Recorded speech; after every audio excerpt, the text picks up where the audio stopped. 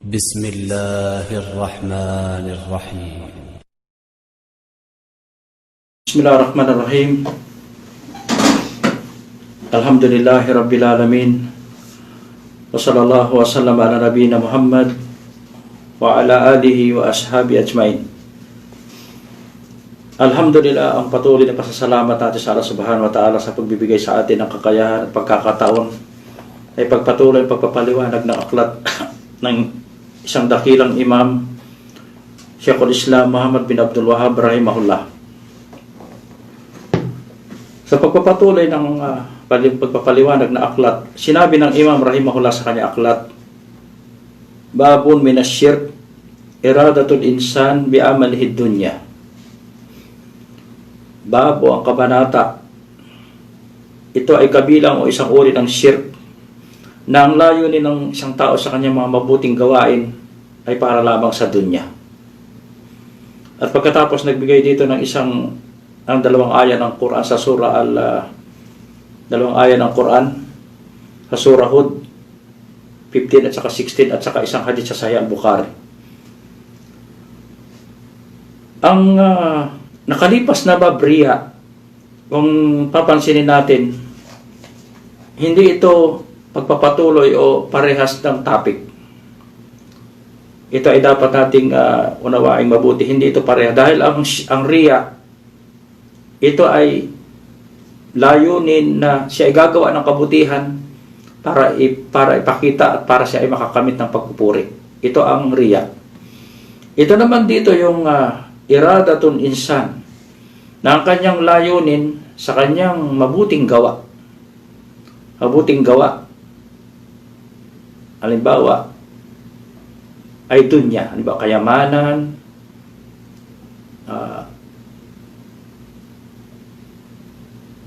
posisyon, o anumang bagay dito sa dunya.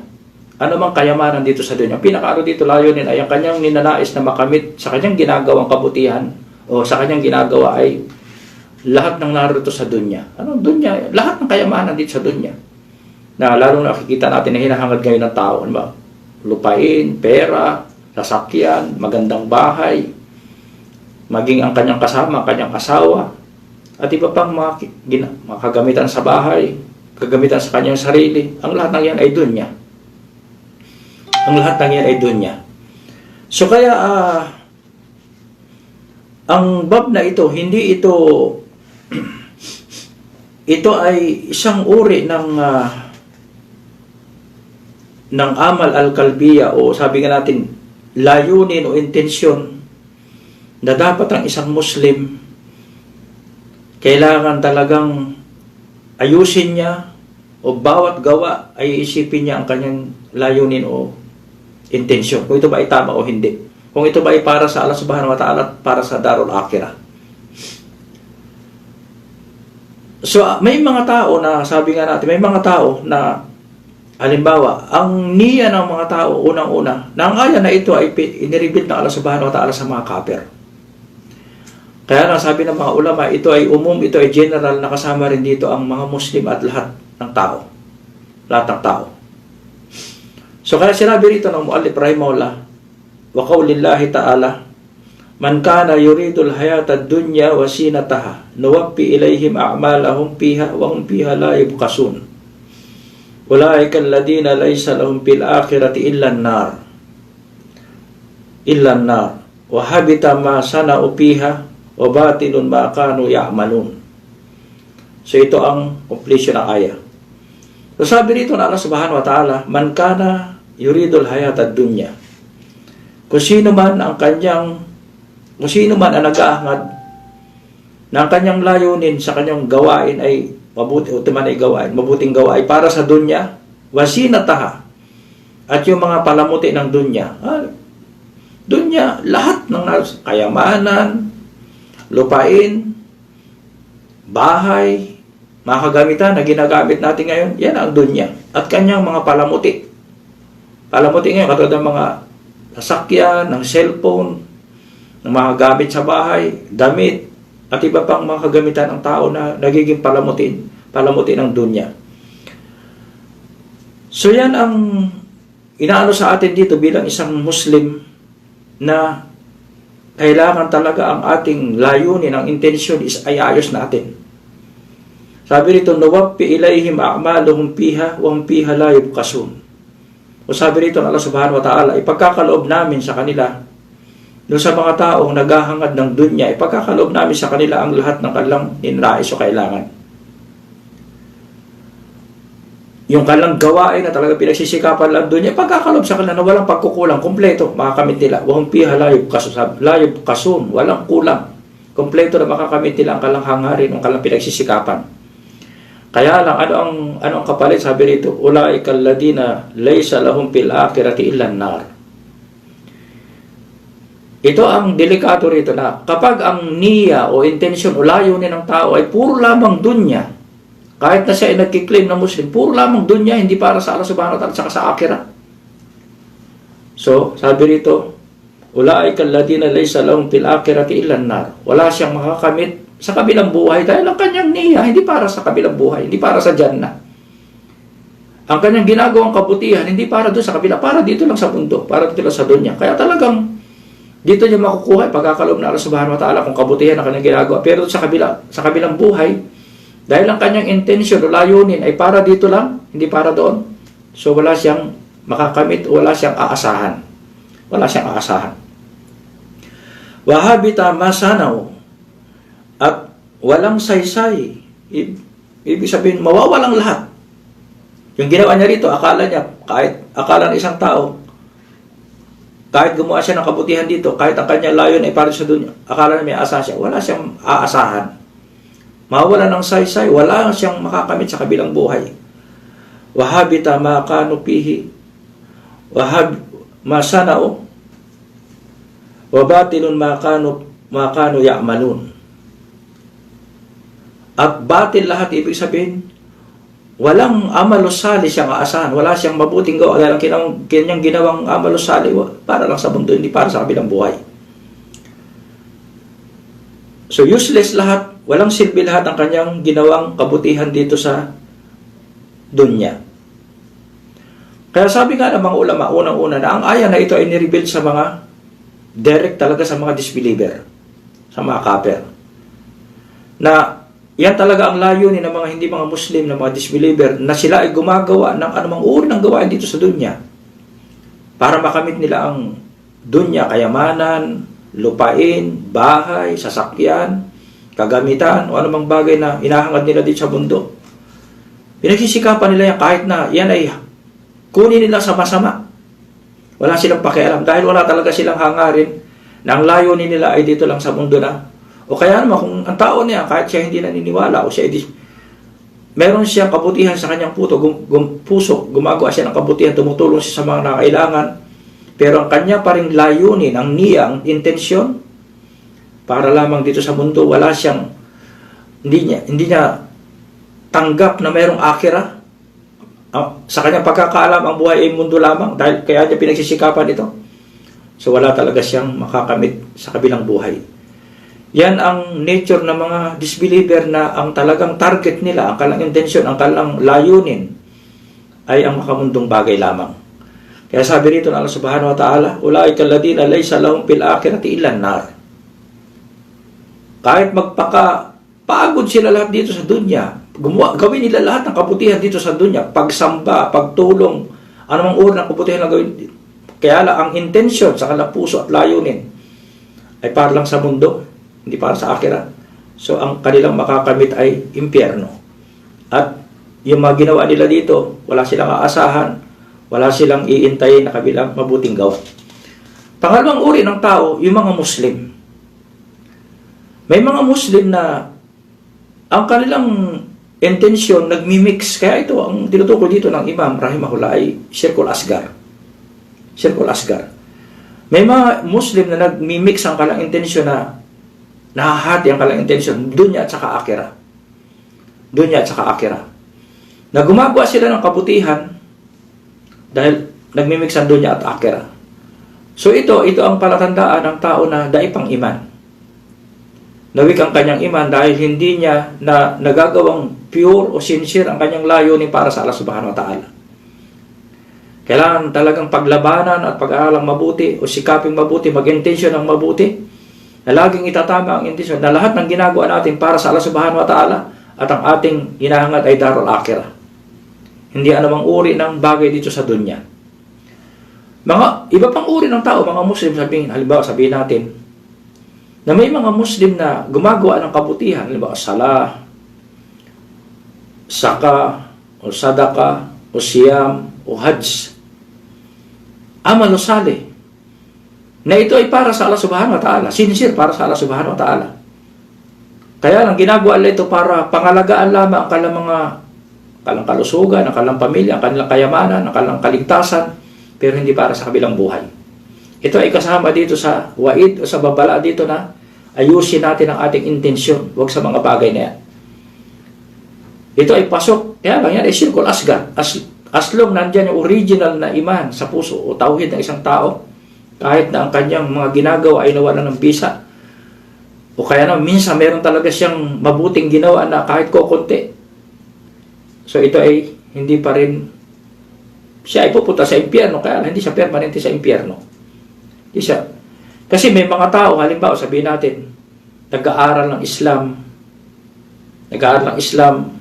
gusto makatapos, ang layo nila lamang para magturo, para makakuha ng sweldo. Yun ang kalalayo. Doon niya talaga, direct talagang doon niya. Iba naman, nangangaral ng Islam para labang, dahil nagtatrabaho sa Islamic Center, para makamit nila yung sweldo. So ito dapat ayusin mabuti ang layunin. Kasi kapag ang layunin natin talaga, yan ang ating layunin, ito ay nakakasira ng ating gantimpala sa kabilang buhay. Ganon din yung mga iba, may mga ibang nangangaral, sabi natin, nagbibigay ng confuse sa mga tao. Halimbawa, si Shakotay may bigyan niya ito ng patwa, na yung may mga tao nagbibigay ng lecture tungkol sa sala, na ipinapakita nila ang mga benepisyo ng science o ng medical o ng sa isang taong nagsasala, na ito ay parang isang exercise. Ngayon, may mga tao talaga tuloy na nagsasala na ang intention exercise. So ito ay nakakasira ng layunin. Kaya ang isang tao, kung siya ay magle-lecture, kung ang kanyang lecture ay para talaga sa ibada, ito ay puro niyang ibada. Kung kanyang lecture ay para sa exercise, puro exercise. Huwag niya dito ihahalo ang sala. Dahil wala tayong makikita sa kitab at saka sa sunna na ang sala ay exercise. Na ang sala ay exercise. Pwede lang sabihin lang, benepisyo ng ano yan, pero yung sabihin benepisyo sa mga galaw na yan ay, pero minsan may mga tao na yan ang iniisip ng tao na sila ay magsasala para mag-exercise. So nakakasira yan ang layunin. Iba pang uri ng tao na mga Muslim na sila ang kalang niya o kalang layunin sa paggawa ng kabutihan. Pag-aaral para magkaroon ng degree at para makapagturo, maging imam, maging teacher ng Quran. Kaya ang kalang layunin naman ay para sa Allah subhanahu wa ta'ala at sa akhirah. Ito ay ginagawa lang lamang nilang means para sila ay makatulong sa kanilang sarili at sa kanilang kapwa. Ito ay hindi nakasira ng kanyang layunin. Lalo na kapag ang tao na talaga ay tapat para sa Allah at para sa akhirah at gusto niyang makatulong sa kanyang kapwa para magbigay ng kaalaman, magserbisyo sa mga Muslim at masustentuhan yung kanyang sarili sa kanyang trabaho na ginagawa na para sa Islam. Ito ay napakabuting trabaho. Unang-unang magandang trabaho talaga ay magtrabaho sa umur ng din para makatulong sa din ng Allah subhanahu wa ta'ala. Kaya lang laging aayusin ang intensyon. At ito pinaliwanag ng mga buti ng mga ulama. Alam mo, Sheikh Muhammad bin Abdul Wahab sa kanyang Majmu' al-Fatawa, binigyan niya ito ng detalyeng pagpapaliwanag kung ano ang ibig sabihin ng ayah. Ay sa paliwanag ng mga ulama, Sheikh Uthaymeen sa kanyang Qaulul Mufid, ganoon din yung apo ni Sheikh Muhammad bin Abdul Wahab, si Sheikh Sulaiman sa kanyang Taysir, pinaliwanag niyang mabuti ang mahabang paliwanag kung ano ang ibig sabihin dito. Na napakahalaga sa isang Muslim na para wag siyang shirkul asgar, bawat gawa o mabuting gawa, lalong-lalo kapag ito'y umur ng din, laging sikapin, humingi ng tulong sa Allah subhanahu wa ta'ala na ito ay gawin niyang para sa Allah subhanahu wa ta'ala at ang gusto niya makamit ang reward sa darul akhirah. Sumunod na dalil na binigay sa atin ng muallif rahimahullah, fi sahih an Abi Hurairah radhiyallahu anhu, ito sa Sahih Al-Bukhari. Qala Rasulullah sallallahu alaihi wasallam, ta'isa abdud dinar, ta'isa abdud dirham, ta'isa abdul qamisa, ta'isa abdul qamila. So sa umpisa ng hadith, sabi rito ng propeta sallallahu alaihi wasallam, ta'isa abdud dinar. Sabi na bang ulama, ang ibig sabihin ng ta'isa, ito ay dua ng halak. Panalangin na ang tao na yan, ang kanyang hangarin ay dunya, ay siya ay mapahamak o siya ay mapahamak, siya ay mawasak sa kanyang hindi magandang layunin. Pagkatapos, apat na beses na inulit ng propeta Muhammad sallallahu alaihi wasallam, abdul dinar, abdul dirham, abdul kamisa, abdul kamila. Apat na beses na binanggit ang na ang mga tao na yan ay alipin ng dunya. Pinakaro dito talaga, alipin ng dunya. Na ang kanyang hangarin talaga dito sa mundo ay siya ay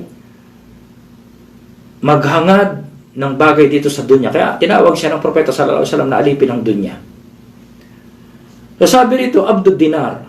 Ito ay sa Arabic talaga, na yan ang currency ng pera, na yung gold, yung dinar. Dirham, ito naman yung silver. Kamisa, taong alipin ng kamisa, yung damit. Meron kasing tao na unang-una, talagang alipin ng kayamanan. Kahit na anong paraan, kahit basta makamit yung kayamanan, kahit ito'y haram. Wala siyang pakialam. Dahil yan talaga ang kanyang layunin. Yan ang kanyang intention. Wala siyang ibang hangarin kundi pera o kayamanan. So, yan talaga ay direktang o alipin o worshipper ng pera o kayamanan, kahit hindi siya nagsusujud sa kayamanan na yan. Binabanggit dito ng propeta na siya ay May mga tao naman sa sobrang pagmamahal nila at sobrang sa mga damit, sa mga gamit sa kanilang sarili, damit, sapatos o anuman. Halimbawa, mga sinusuot nila sa kanilang katawan. Kasi nabanggit ito kamisa at saka kamila. Ang kamila, sabi ng mga ibang ulama, pareho lamang yung uri ng damit, dalawang uri, magkaiba. Kaya lang, yung iba ng mga ulama, sabi lang, ang kamila, ito yung mga furniture, mga upuan, furniture, kagamitan sa bahay. Kagamitan sa bahay. Yan ang mga, kaya lang, ang pinakaano talaga dito, ang tinutukoy dito, ng dunya. Ng dunya. Pagkatapos, sabi rito ng propeta, in u'tiya radiya, kapag pinagkaloob sa kanya yan, o nakamit niya, pinagkalooban siya ng mga bagay na yan, siya ay nalulugod. Wa in lam yu'ta sakit. At kapag hindi siya pinagkalooban, o hindi niya nakamit, o hindi nakamtan niya, siya ay namumuhi o nagagalit. Kaisa wan takas. So, inulit-ulit ng propeta Muhammad sallallahu alaihi wasallam ang dua na halak o nakapahamak sa isang tao, na yan talaga ang kanyang layunin, ang dunya. Kaya dito, ito talaga ay pagbabawal o pagbibigay ng babala o paalala sa isang Muslim na sikapin natin talaga na ayusin natin ang ating intensyon o layunin. Huwag natin ilagay sa puso natin ang anumang bagay na dito sa dunya. Huwag natin, ito ay pagtuturo sa atin na maging modest, maging simple lamang tayo, maging moderate tayo sa bagay dito sa dunya. Hindi katulad ng mga kupar na halos pag-awayan nila yan ay pag-awayan nila yan, magkasiraan sila, wala silang pakialam, basta makamit nila yung dunya. Kung sinabi rito, ta'isa wan takas, na inulit dito ang dua sa taong na siya ay mapahamak. Sabi naman ng ibang mga ulama, ang ibig sabihin ito ng ta'is wan takis na bumaliktad ang kanyang sitwasyon. Yung kanyang hinahangad, lalo siya mapahamak, na ibig sabihin ang bumaliktad. Ano ba? Yung paa mo nasa baba, yung ulo mo mapunta sa baba. Ito ang ibig sabihin ng ta'is wan takis. Wa in shika takas. At kapag, ang tinutukoy talaga ditong direkta, shika palantakas, na kapag siya ay natusok ng isang, halimbawa, yung tinik o ano man, natusok siya, walang sino man natutulong sa kanya para alis ito. Ito ay panalangin din sa kanya na huwag itong maalis sa kanya. Sa anumang bagay na dumating sa kanyang musiba o kapahamakan, panalangin sa kanya o ito ay wish sa kanya na huwag niya itong malampasan.